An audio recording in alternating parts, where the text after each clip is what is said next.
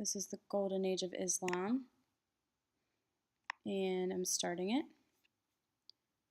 And this is the later Abbasid period, etc., plus the fact that it leads into a golden age. Now, if this works, I'm sorry guys, but this is going to be the only time I do this because I've tried about 5 times and it's been a disaster each time. So if this actually works, then this is a terrible lecture and I'm really sorry, but this is about as good as it's going to get.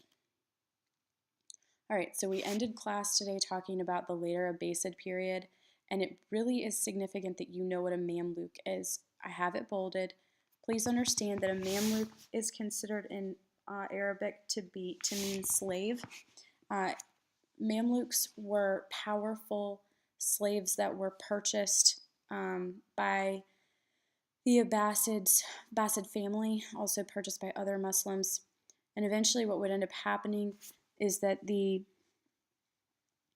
Abbasids would lose control to the Mamluks.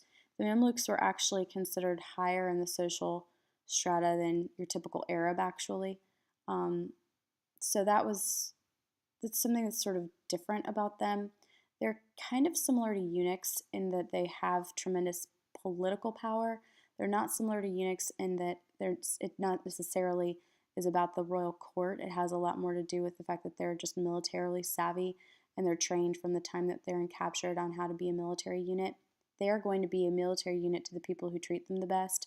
And so when the Boyid family becomes more powerful, the Mamluks are going to transfer their allegiance to them. The other thing you need to understand is that the caliphate is essentially just a sitting duck. It's a puppet government. And so that's going to be something that is important when the Abbasid caliphate just falls. Politically, it's very fragmented, which is different than what we've studied in the past, where you have a much more centralized government.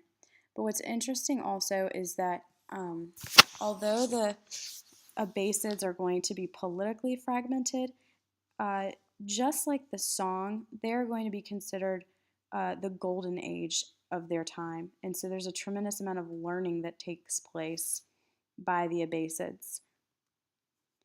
And it's actually called the Golden Age of Islam.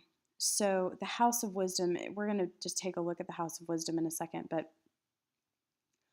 most of the time, whenever you hear something like Golden Age, historians have to give evidence that would make it a golden age. So you're not just saying, oh yeah, I think this was the golden age. You have to have proof and evidence, and there's a tremendous amount of proof that this is a golden age of learning, art, and architecture because there's just so much evidence that's there. So the House of Wisdom is located in Baghdad, and this is what it looks like on the outside. It housed hundreds of thousands of books. And one of the things that's really sad is that when the Mongols sacked Baghdad, they ended up destroying most of the House of Wisdom. On the right, what you can see is a bookstore, and that also underwrites the significance of paper in Arabic society. Because books are becoming more commonplace, people are reading and people are becoming literate at a much faster rate. And so they're becoming experts in their fields because they have this ability to read. So if you think about the internet and how everybody now is able to access a tremendous amount of information, books were like that at that point. It's just something that just created an explosion of learning. And because the Abbasids are able to control and have a relatively peaceful situation for much of their reign, this golden age helps facilitate that learning. But the other thing about it is just the fact that a counterpart of this is the Tang and the Song. And you think about, why is the Song a golden age in China? Well, it's the same idea. Books become more popular in China as well. So this is a picture of the oldest form of paper. This is actually the oldest paper that people can find in the history of the world.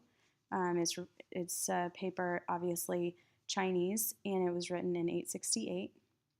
And one thing to think about is how this is going to travel.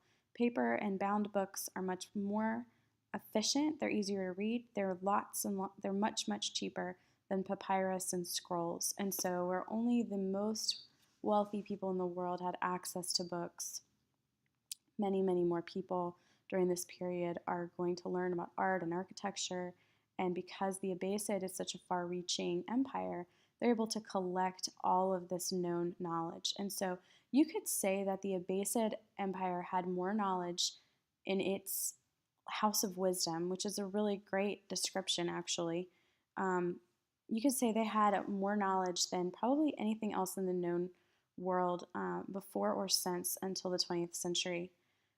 So the Firhist of Baghdad, in one of the major documents that archaeologists have uncovered, is a particular Firhist or a list that they found in Baghdad. Firhist is Arabic for list or library catalog, and they found this particular Firhist, and it really told them quite a bit about Baghdad and about language and learning in general.